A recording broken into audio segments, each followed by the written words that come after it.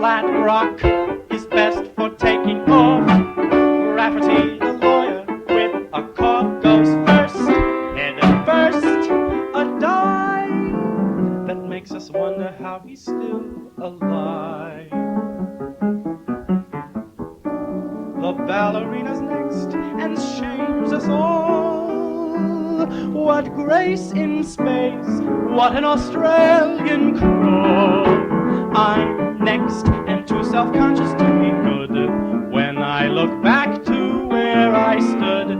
Miss Jones, a leather crafter, has run, jumped in, and made it to the raft. Her body salty white. She stares back at the shore a lot like Lot's wife in Sodom and Gomorrah.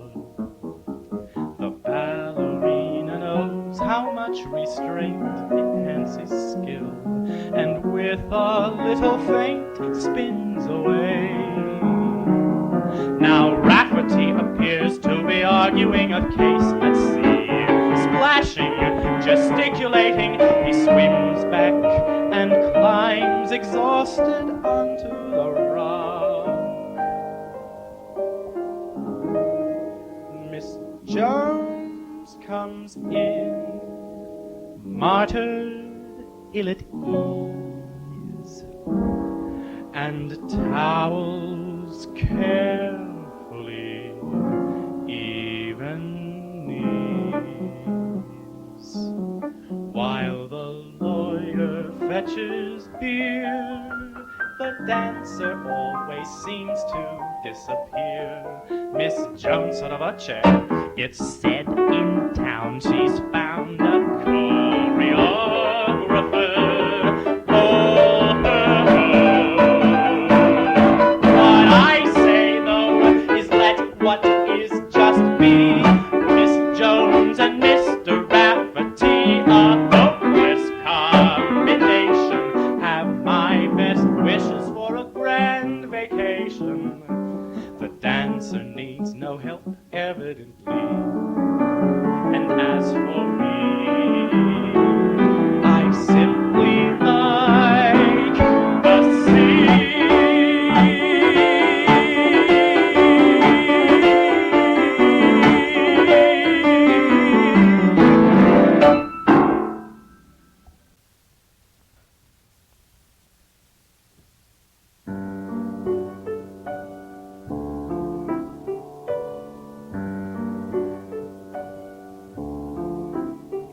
A bore is someone very boring.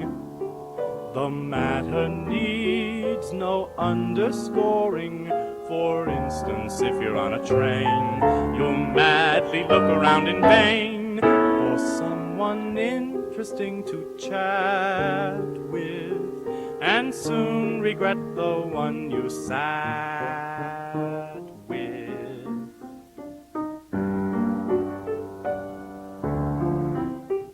And if you summer on the shore, you soon will find someone to bore you. And even on a mountain top, some lady talking without a stop will tell you just how frightfully you bore her, when what's really true is the reverse. She bores you. And what is true essentially is everyone potentially is boring, as you'll find when you're grown up and you're yourself.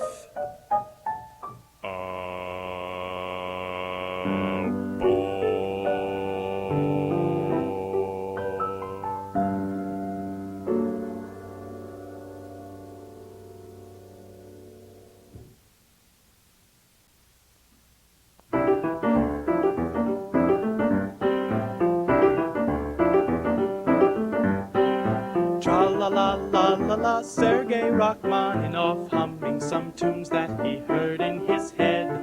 suddenly stiffened and uncontrapuntally wrote them all down as the Isle of the Dead.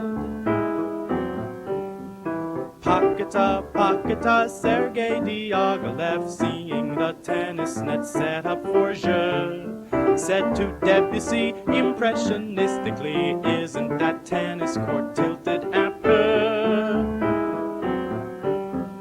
Higgledy-piggledy, Emily Dickinson, fed up with Amherst, decided to roam east through the Baltics. This Czechoslovakian goulash is awful, she said, let's go home. Tra-la-la-la-la-la, Sergei Rachmaninoff, humming some tunes that he heard in his head, suddenly stiffened and uncontrapuntally wrote them all down as the Isle of the Dead.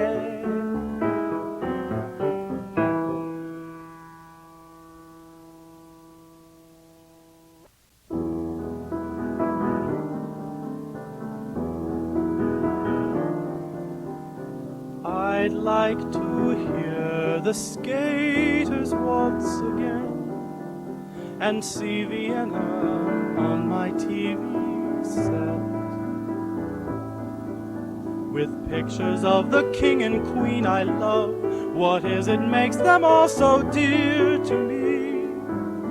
The skaters' icy skill, the dancers' verve.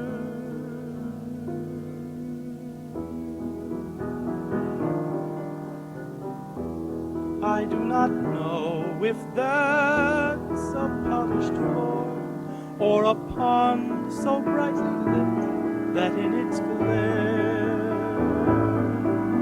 inverted on the brilliant ice, the world is hanging like a crystal chandelier, ready to be dropped or be drawn up in one quick graceful gesture. But I fear when it goes up or down, that so will we.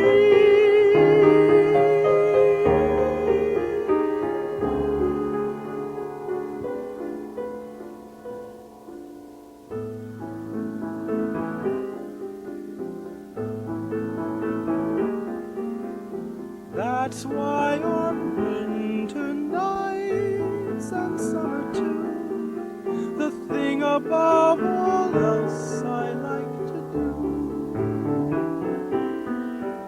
is listen to the skaters waltz again, because as long as all the dancers turn, I think they'll play it on and on and on.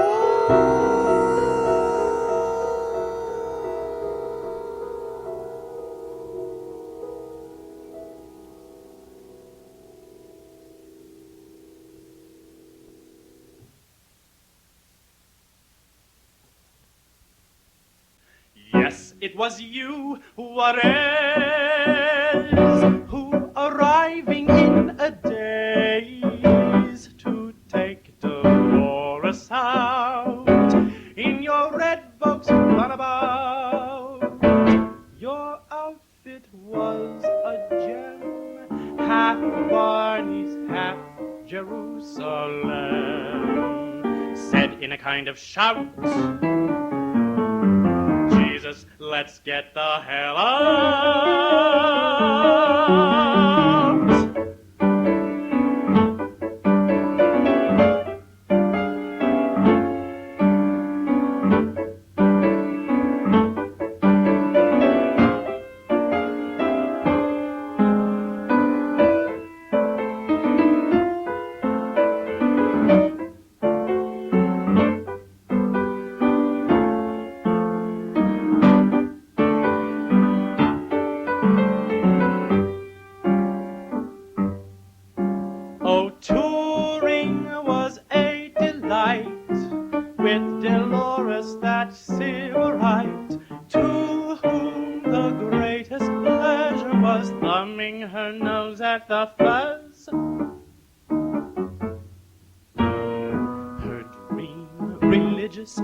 Dolores, a holy bullet hole Dolores. Thanks a lot to her. They got you in the end in a vacant lot. Those finks, Ed and Jimmy,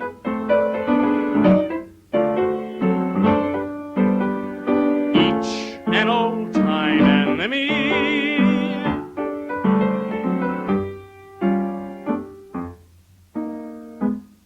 And though they laid Dolores twice, took your bread and took her ice, they shot you, but not her, for she was a conspirator to lure you out of the city. Whenever they were ready. So Juarez, goodbye, you poor bastard. Only your mother mourns for.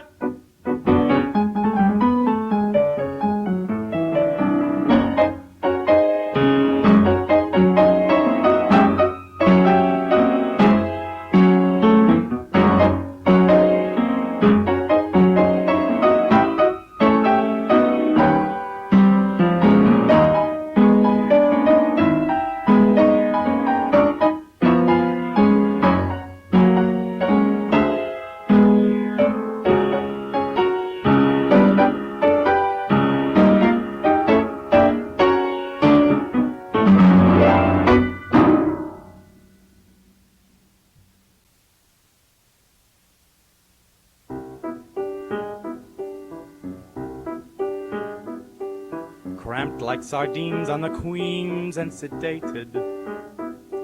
The sittings all first, the roommates mismated.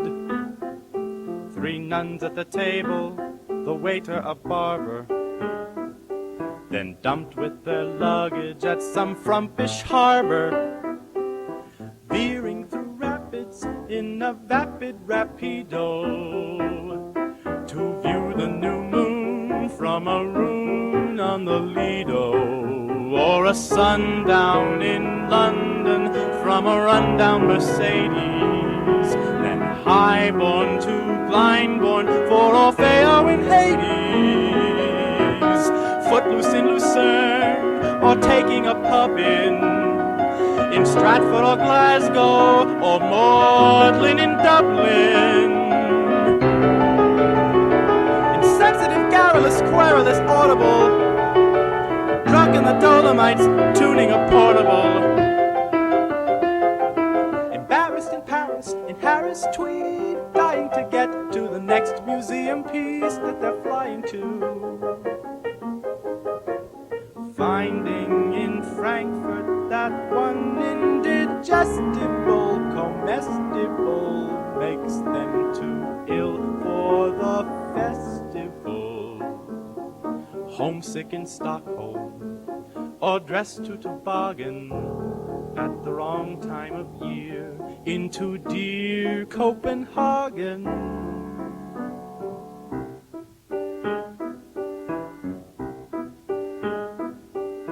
Generally being too genial or hostile, too grand at the grand, too old at the hostel. Humdrum conundrums, what's to become of them? Most will come home, but there will be some of them subsiding like Lawrence in Florence, or crazily ending up tending shop up in Fiesole.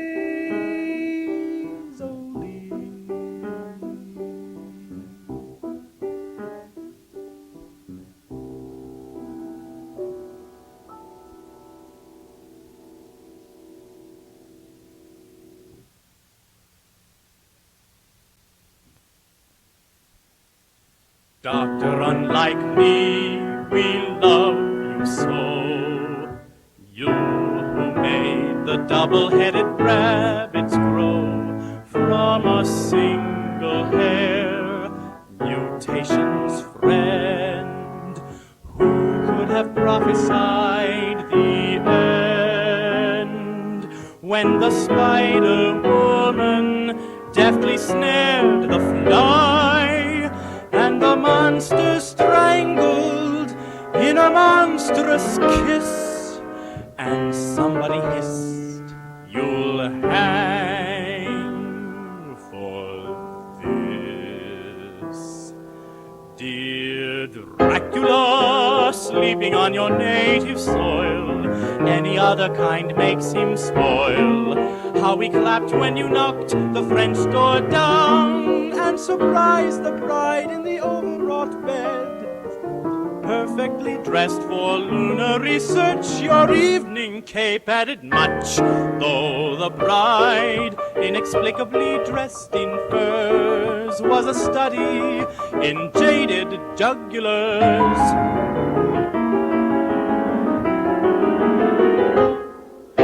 The wolfman knew when he prowled at dawn, beginnings spin a web where endings spawn.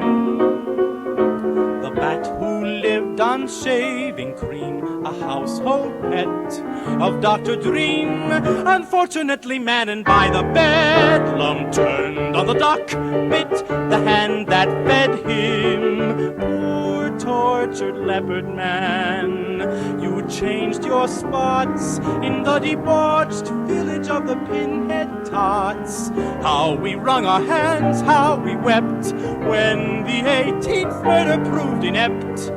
And caught in the phosphorus cave of sea, dangling the last of synthetic flesh, you said, "There's something wrong with me." And you, Dr. X, who prowled by moonlight, we loved your scream in the laboratory, where the panels slid and the night was starry, and you threw the inventor in the crocodile pit. An obscure point, did he deserve it? And you took the gold to Transylvania, where nobody guessed how insane you were.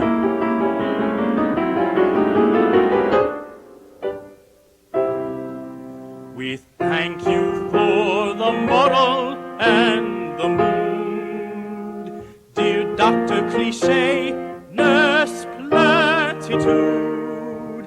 When we meet again by the overturned grave, in the sunken city of the twisted mind, in the sun of the sun of Frankenstein, make the blood flow, make the motive muddy.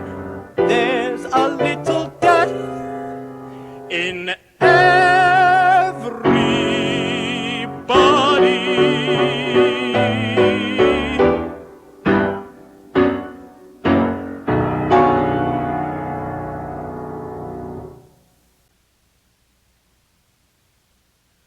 When somebody's baby down in Dallas flies to New York to the Helmsley Palace, somebody else's beast in view disembarks on the QE2.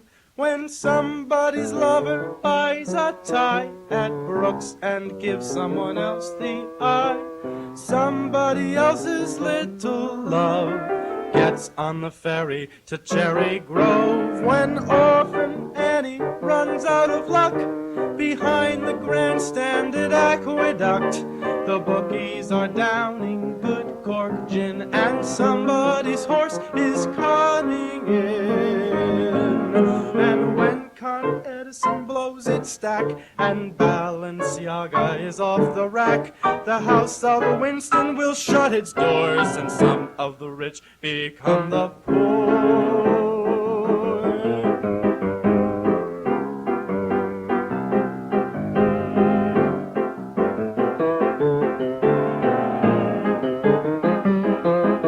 And when they tear every limb Here they tear down every brownstone in town, and you close up shop. The rents go up and up and up, and the difference between the honky-tonks and the little deli in the Bronx is what you've got in your wallet, boys. The deals and the gross and the net and the ploys and the gross and the net and the ploys and the gross and the net and the ploys.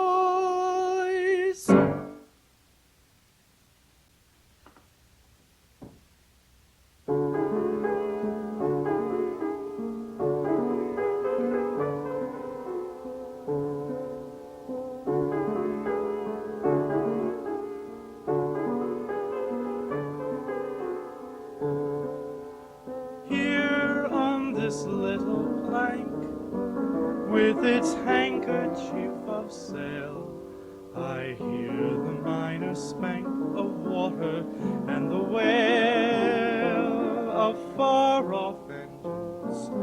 Thank God I'm here. Words fail.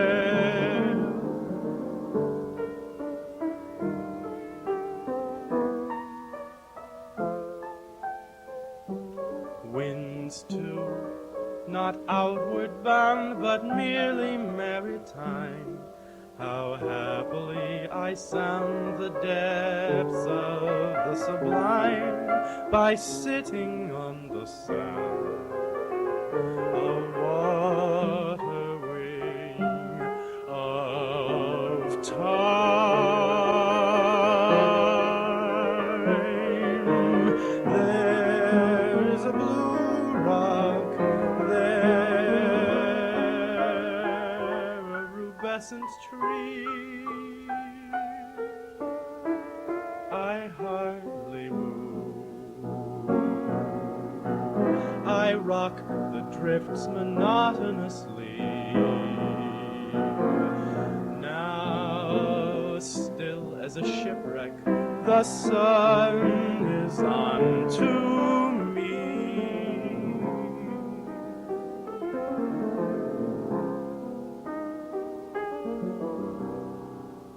To watch salt sweat away with salt.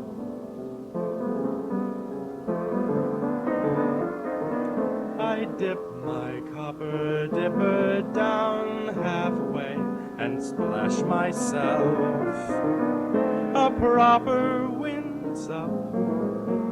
On the way home, I eat my supper. This leaky rented boat, from which I caught no scup, one blowfish with the bloat was all I totted up. I towed back to its float.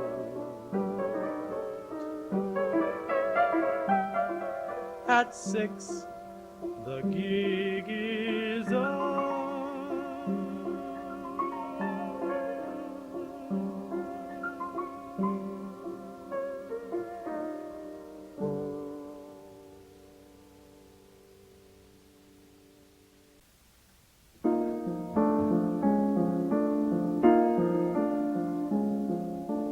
Dear fairy godmother, hold back your magic transformation. I see a coming cul-de-sac in rising above my station. I fear the princess hunting lodge. I fear, my dear, his mother. Frankly, I hate the whole hodgepodge and the infernal bother. No prince falls short of the ideal, except on close inspection. And royal houses, once they're real, reveal some imperfection. The widest moat so crystal clear today becomes tomorrow a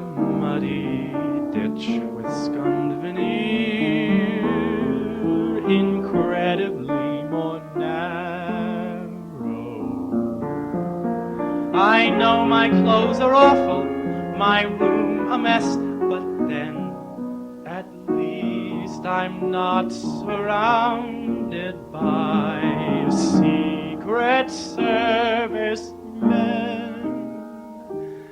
I'd be, should you invoke your wand, more sinned against than sinning, and sadder at the happy end than at the sad beginning.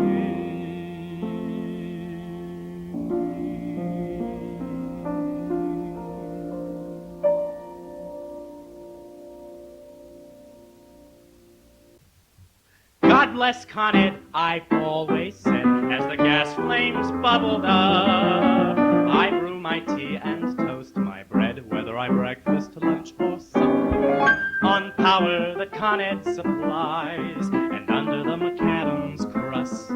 When cables break and wire dies, it always digs because it must. God bless the New York Teleco that keeps its wires free, and has nice girls who say hello and say it so distinctly, sending one letters half in tears, saying it only meant to be in regard to payment in arrears, a little struggling monopoly.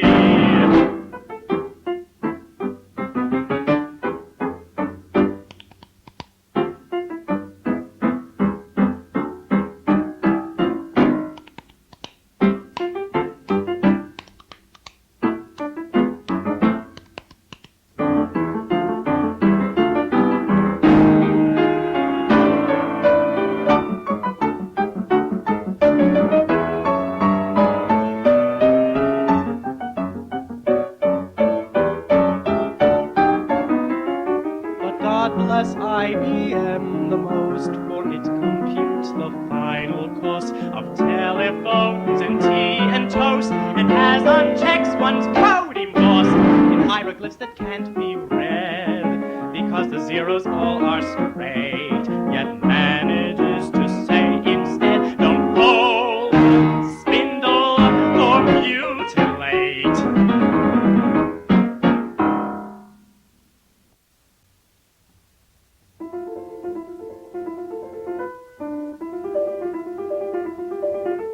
It wasn't in the script. Descending like fast kites, a frigate's sails collapsed. A sputtering of lights from the bow behind the film shipwrecked the shipwreck, burned the burning helm, and engulfed the whole deck. When all the lights went out, the sea rushing up the screen blacked out. A total night, erasing the mezzanine, swept up to the balcony and darkened the vacant seats. We walked out into the lobby for candy and cigarettes.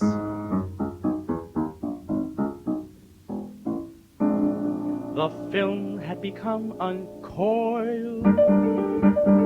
The projectionist, meanwhile, frantically reeled and reeled it back onto the spool. I think when we go back in, we'll have a change of luck. The proud ship sails on, somehow they undo the wreck, in spite of reality. That for rigor, hope can sail the seven seas.